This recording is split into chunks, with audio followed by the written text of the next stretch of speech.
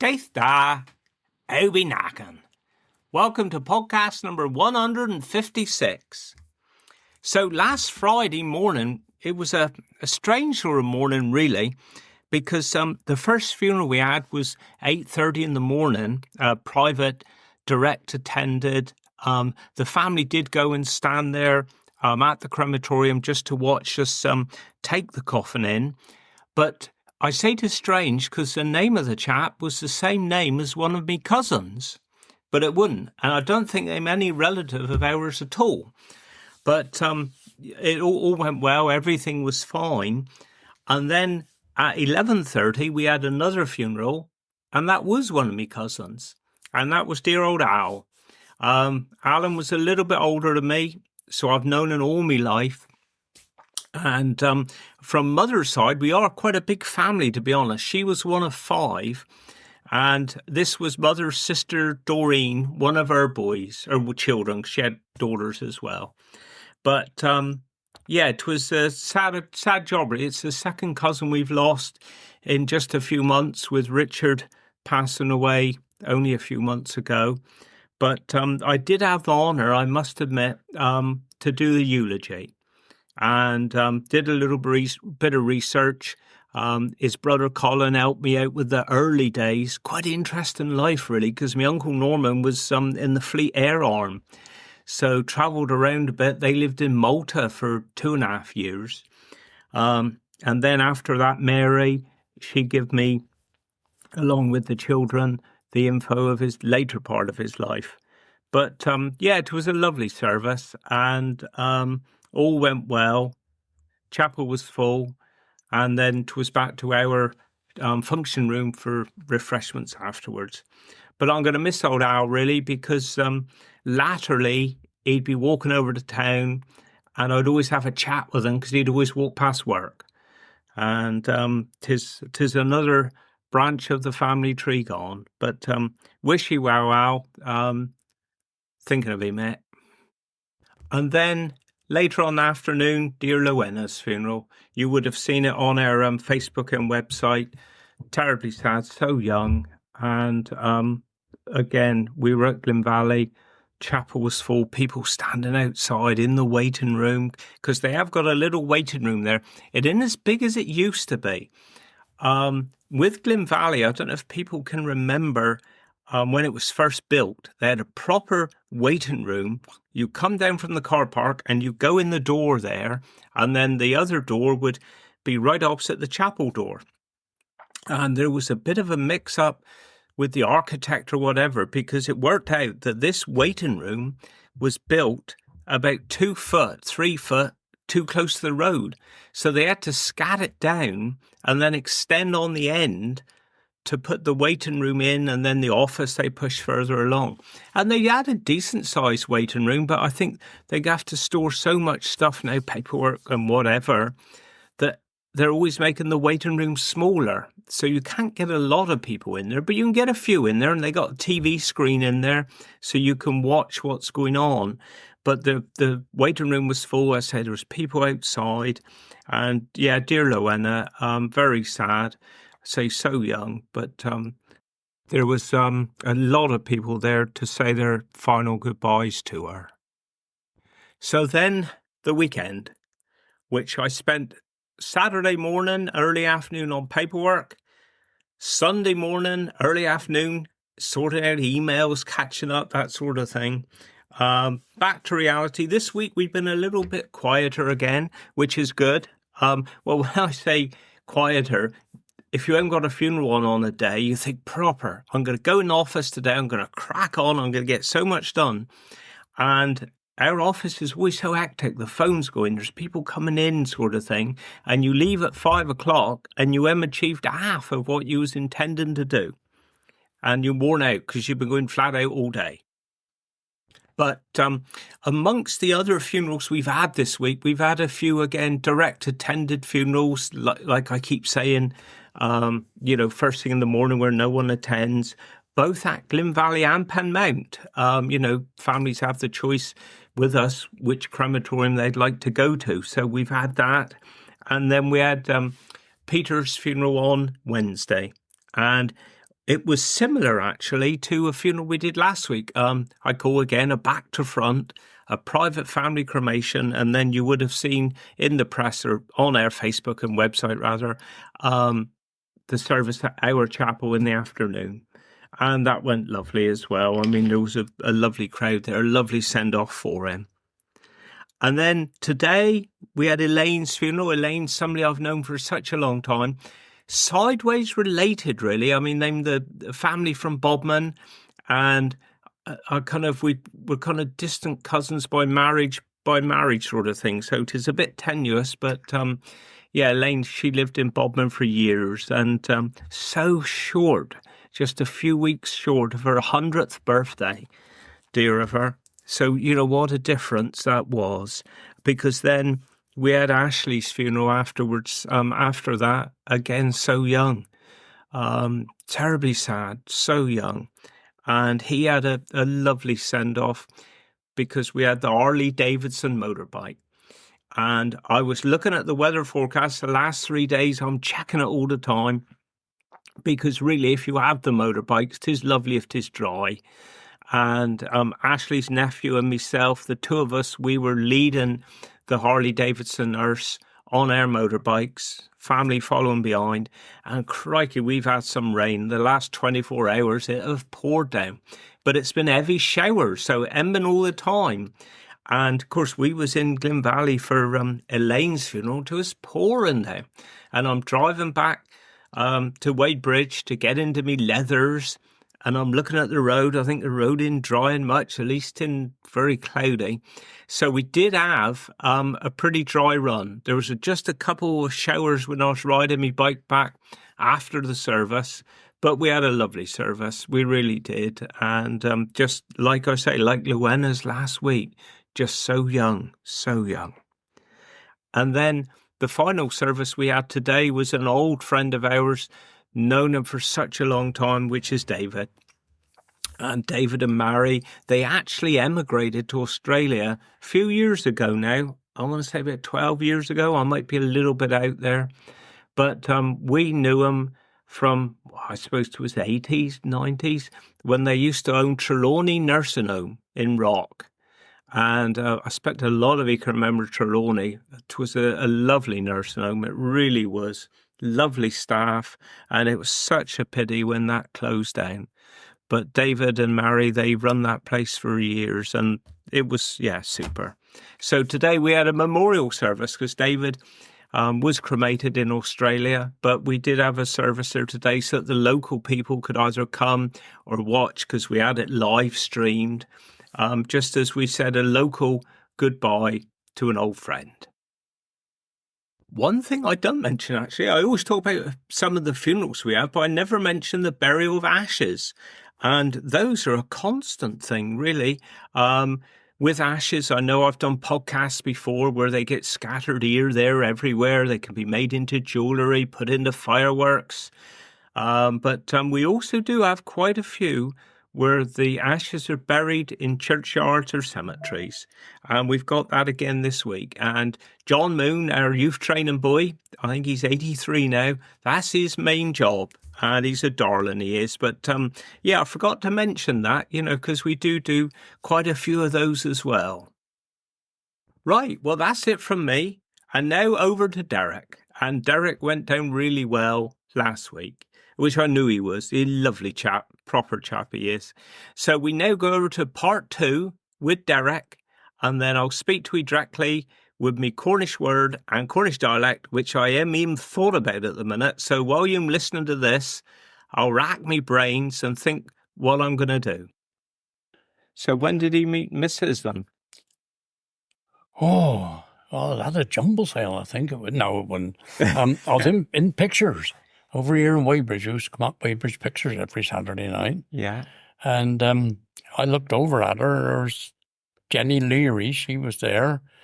Val, her sister, Val Smith. And I just looked back to her and said, "You're going to come sit with me, mate." Right. And she said, she was very shy, she keeps telling me. And she said, no, I couldn't do that. Anyway, the girls and their friends are all stood up and made her walk out. And that's how we met, like, you know. Yeah. And that was, oh God, nearly 100 years ago now. Well, it feels like it. But, yeah.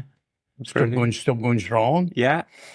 Was she a Wadebridge maid then, or no? Or? No, she come down from near London. Oh, yeah. And then they moved in. Her mother and father ran a hotel, Coimbatore, out Travone. Oh. And we did our courting from there. And yeah. then we moved on and went down Porthcothan, got married and went down there to live. Right, yeah. And started 8 kids. No, 10 kids. No, wasn't that many. 4. Oh, dear. Yeah, so what did you get married then? Can you remember or no? Putting it on the spot now. 1960, 4. Yeah. I think. Yeah. Or maybe 8. Just one of them, anyway. Yeah, well, that's near enough. Yeah.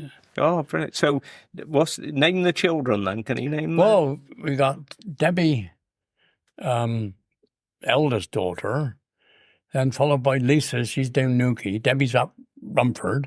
Yeah. Lisa's down Newquay. Kathy, she's up St. Evil. They had their life spent in the RAF. Mm-hmm. And then there's Glyn. He's a gardener. He's over Whitemore, over St. Yeah. I know, yeah. Yeah, all still working hard. Yeah. Yeah. Because Debbie was tied up with their ambulance, wasn't she? Oh, gosh, yeah. She's well and truly on.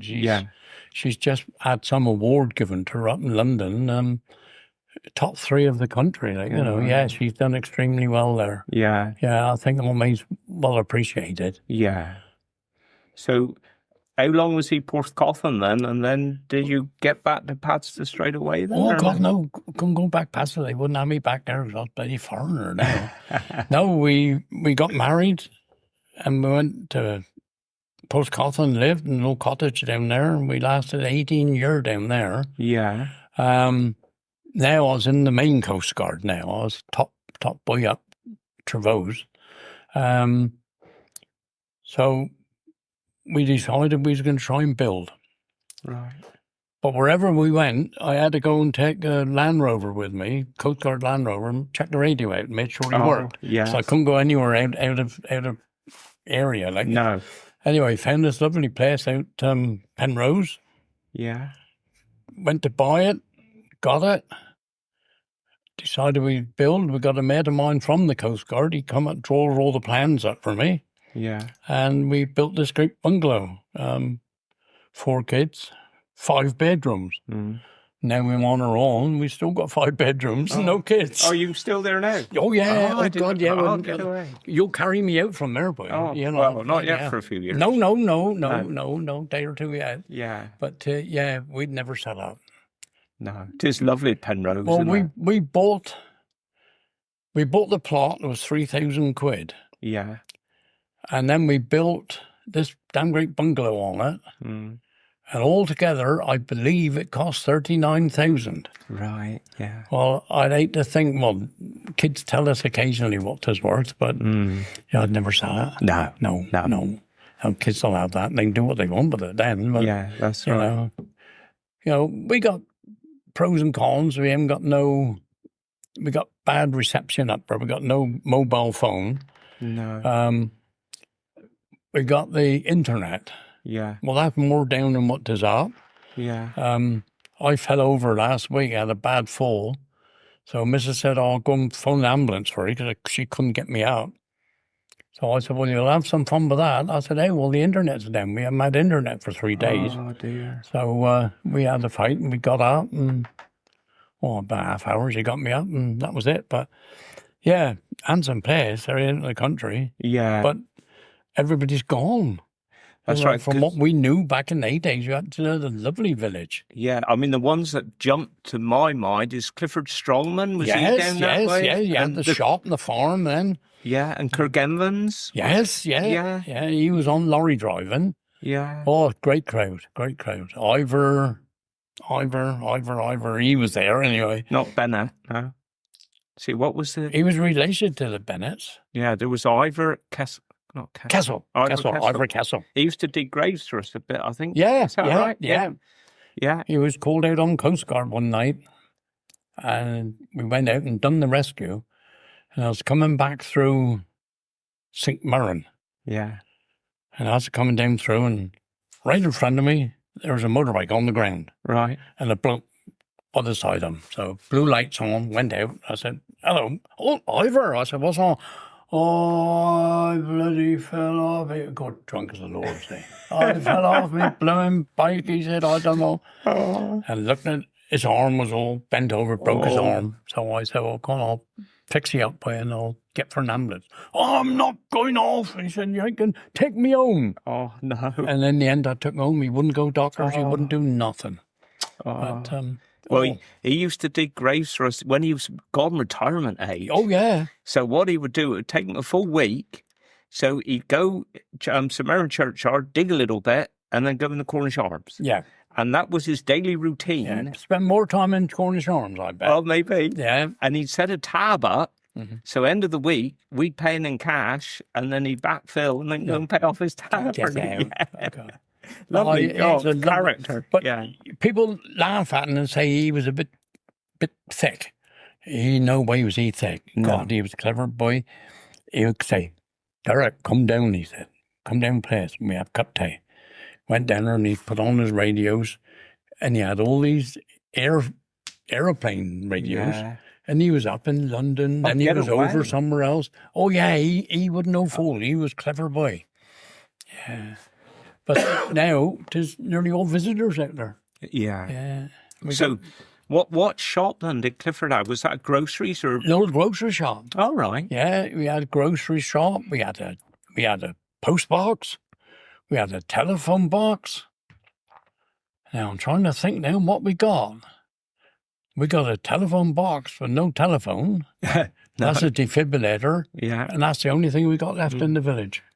Yeah. Because you had a lovely little chapel there as well. Yes, yeah, Ansem Chapel. Mm-hmm. That's the strong ones. They run that one, look after that. Thank goodness they do, Is it still used now then or no? Or? They do occasional harvesting. Oh, yeah. But, of course, Roger Clemens? Roger Clemens used to be the main man with the auctioneer and all that. Yeah. God, some evenings we had today with he and Rose. Yeah, but it's all gone. All gone, like everywhere. We have a coffee morning once a month up St. Irvin. Oh, yeah. Which we all go up to on there, but there's nothing else happening now. And of course, then there's the cemetery in there just up between Penrose and St. Irvin. Well, there's a big crowd in there this week. Them were out cleaning her up. Oh, yeah. Yeah, there's about 6 or 7 cars and vans there and several people all tidying up. So going back to Padstow, and when you was young working, can you remember what other businesses was based around the quay and all that, or no? Ice cream shop at Eddie Veen's on the quay. Yeah. And from there, I think it was a son-in-law called Jim Sharp. Right. He started off down there with developing photographs for people. Yeah. And being obviously clever, he offered me a job there. So I used to go in and do the developing with him. And one day he said to me, these have got to be delivered. And he said, up St. Izzy. Right. I didn't know where St. Izzy was. Oh, never been out of Padstow hardly, see? So I done that one. I ain't going to mention any names. No. But I have one now. He come up to me and he said, I want you to take this one down to Constantine Bay, the hotel, the Mrs. So-and-so. Didn't know where it was. No. So I met somebody, young lady I knew, and I said to her, here, do you know where it is? Yes, he said. So I said, can you take it? So she cycled off from where she lived at Trevone, as I thought. Next morning, I got the sack. Oh, no. Yeah, she forgot to take the photographs out. But we didn't know where anywhere was, No. Father would never go away anywhere. No. That Thursday morning, they would get on a train and we'd have a day out, but that was our holidays, Yeah, exactly. Nothing. Radford's. Was there Bray's down there? Bray, I got Bray and Parkin in my head. Yeah, Bray and Parkins. They had the big coal merchants there and seed merchants. Ah, right, yeah. Yeah, there was that one. There was, a name will come to me in a minute. They used to sell the wine stores there. That was a big one. All the Rowes, Donald Rowe, Matt Rowe. Oh, yeah. International stores. That was a big store then. Yeah. And Radford's, as I say. The Co-op. Yeah, there were brave stuff. Priors. That was the hairdresser and tobacconist down there. Yeah. Buckingham, John Buckingham, he's still going. Yeah. In fact, he come down yesterday with me and sat with me in the museum. Yeah. But, I only invited him in because his missus bought me a coffee. So, is the museum thriving then? Oh gosh, yeah, Yeah. yeah, yeah. We thrive more than ever if we could get more volunteers. Yeah. If we had another dozen volunteers, get away, we get on. Yeah. Yeah. I've never seen it like it. I had yesterday 118 adults and 79 children. That's 2.5 hours. Yeah, good grief. Yeah. And it's fantastic. The questions you get asked. Yeah. A couple of months back, couple come in, daughter and mother. So she said, "Hello, I'm from Canada." And I said, "I know what you're here for." So she said, "What's that?" And I said, "You're looking for your ancestors." "Yes," she says. So I said, "What do you want to know?" "Oh," she said, "me great-great-grandfather lived in Padstow." Right. So I said, "Get on." I said, "What was he called?" She said, "Pope." So I put my hand over across the table and shook hands with her. I said, "Hiya, cousin." I'll get it. She said, "What do you mean, cousin?" I said, "Well, they Pope's relation to ours." Yeah. And we then give them what we know, but I didn't know a lot about it. So I picked up the phone and I phoned up my niece, Linda Hornerbrook. Yeah. So I said to Linda, "Got two ladies here. Can you talk to them?" And next thing I could hear, "Oh yeah, that's my great-granddad. That's my this." And she got everything in her head. Get away. So next thing I said, "Any chance you can have these people down and talk to them?" Spent the afternoon down there and they went home.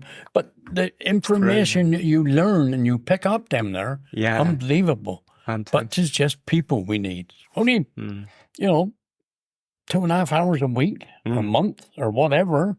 Yeah. And you're sitting with somebody. So if you want a job anytime, you got a spare hour, Yeah.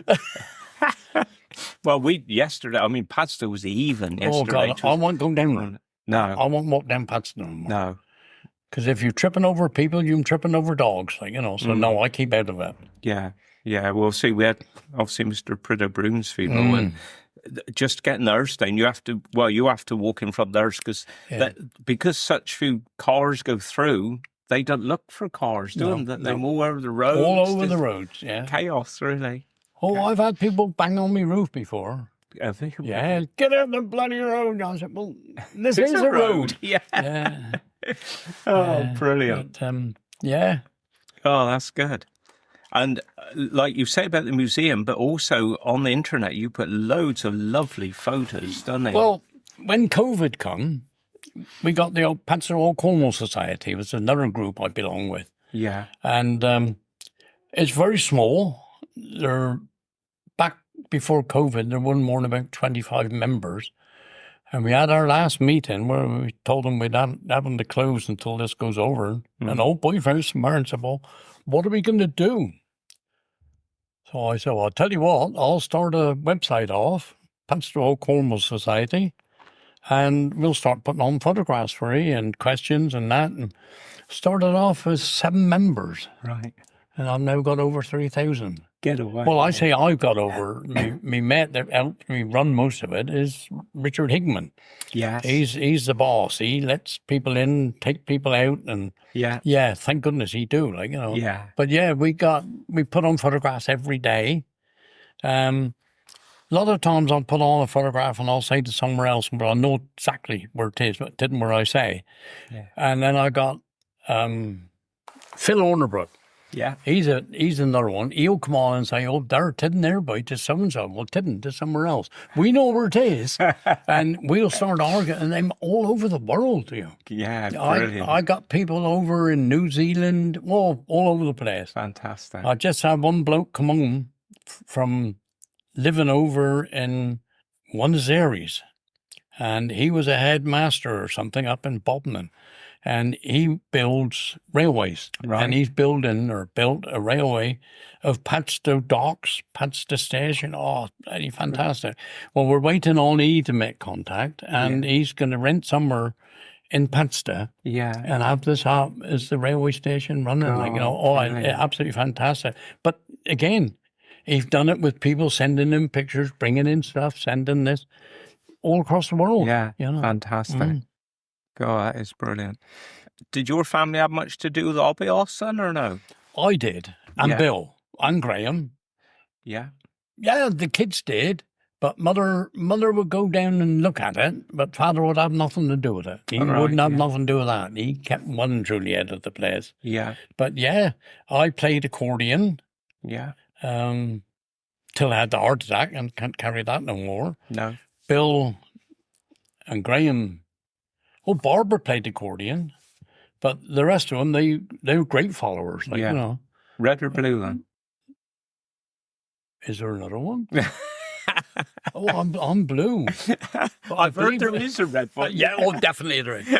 But I tell you, they're a fantastic crowd. I've loved the old last music. Well, I'm friendly with all.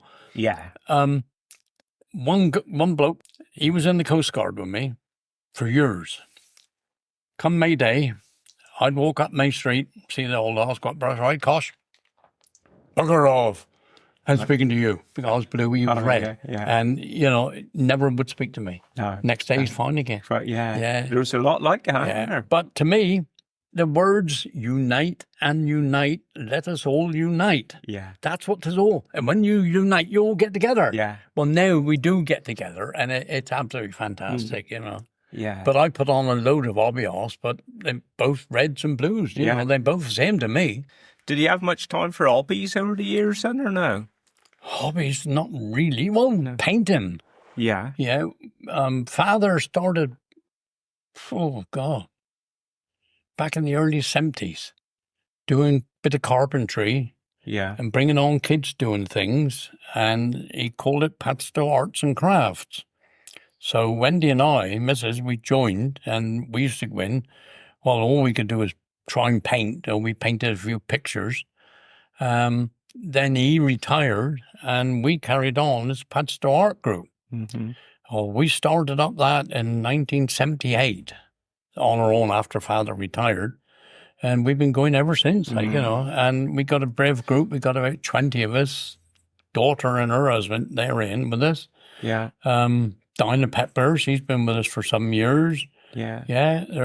We got a brave old crowd, and we hold exhibitions. We used to do them in the church regularly. Yeah. But Father Chris. Yeah. We used to go up there and lay up. We'd have a fortnight. So Father Chris said, Brother Derek is always known to him. He says, I'm going on holiday. So I said, well, who's taking over? You are, he says. You're the vicar now. I said, I can't be the bloody vicar. I haven't got a white collar. Oh, yes, you have, he says, and takes his collar off, putting on me. He said, no, Brother Derek. So I said, what about funerals? He said, well, you can do the odd funeral, but he said, the weddings, I've pushed them all back a bit. Now, this is what he would tell us, Yeah. And fantastic. Over 10 years, going up in the church doing exhibitions, we gave him over 10,000 quid. Yeah. What commissions we made and what sales we had, Yeah. But Father Chris, he's on the internet, on the website to me all the time, Yeah. What a chap he was. He was lovely to work with from our side, Did you ever see the day he shipped out from Padstow with the removal lorry? Yeah. Did you ever see the picture? With the photo with the door was folded back, wasn't Got it? it? Yeah, that's right, yeah. Christ moves or something. Yeah, that's right, yeah. Because it was Christopher's, wasn't it? Yeah. But the way the door was folded, it said Christ. Yeah. But we went up, several years later to Brixham. Yeah. And met him. Yeah. He come down, he's thrilled a bit. So we took him down to a coffee. He used to love cake. Yeah. We used to take him into cafes more. We took him down Cherry Tree many times. And his biggest bit of cake he could get for him. But, wonderful bloke, wonderful bloke. Yeah. But everything we do is for charity. For charity, yeah. We don't make no money. No. I always said I would like to have £1,000 in the bank. So if anything ever happened, we could fall back. But we've gone down quite a bit. But yeah, we've given away thousands. Yeah. Thousands and thousands. And if we ran a business, we'd have to run the taxes and everything, bloody accountants. But, we've done what we wanted to do. Like, if we did start it up as a business, we'd have been well off now, like, Yeah. But that's it. No, fantastic. That's good. Other hobbies, shooting and various things like that. I used to go out with Peter Pole a lot and shooting, like, Yeah. Richard Bate, he used to take us out shooting. Yeah. Well, they could shoot. Shoot and miss, like, good shot. Would that be then pheasants or rabbits? Oh, all right. Rabbits. Yeah. Good bloke, old Richard. Yeah. Anything else you want to talk about or no? I can't think out of a lot to talk about, like, I mean, we've done good there. That's definitely 2 episodes. Oh, well, and that's it, because you'll have to stay up all night doing this now, like, Yeah, proper job. Brilliant. Well, I think what we'll do now, we'll round it off now, but I'm sure there will be lots more that we can come back again to in the future. Yeah, anytime. We got years ahead of us, Oh, God, yes. Your daughter ain't getting your hands on me yet. I told her that last time I seen her. Oh, lovely. So if you want to say goodbye to everybody. Yeah, well, goodbye to everybody, especially Hazel over Egglesdale Road. I'll have a word with you soon. Proper job. Yeah. Thank you, Derek. That's wonderful. Well, thank you, Derek. Like we said, that was proper. I think for my Cornish word of the week, we did mention briefly the dear Roger Clemens. Roger, we dearly like Roger. Fantastic stone edger. Now, if you haven't been to Cornwall, we got brilliant stone edges, and they go back thousands of years. And 'tis a mixture of stone with earth, and then they just living, just full of plants of different types and that. And of course, the edges can be used to mark off a boundary, to keep the animals in the field, to shelter from the wind. Because if you did an aerial shot of Cornwall, the fields, they ain't all square, they're all funny shapes. And all the locals years ago, every field had its own name. I can remember Mary Cleave, Basil and Mary, you might remember them here from Wadebridge. Mary could reel off all the names of the fields round St. Izzy Way. Absolutely fantastic. And they're all divided by these stone edges. And like I say, Roger, he was a fantastic stone edger, really was. I was so pleased when we moved in Talmina that he actually did a little bit of stone edging for us at the top of our garden. So he's sorely missed around these parts even now. But I say he was a stone edger, so I thought we would do the Cornish words for stone edge, which is mengero. And for me Cornish dialect, this is a beauty, this is for somebody if they're blimmin' loud and boastful and hollering and shouting, this is what you'd say. And 'tis like a lot of Cornish dialects, they compare people or whatever to animals, and this is a bull, this is.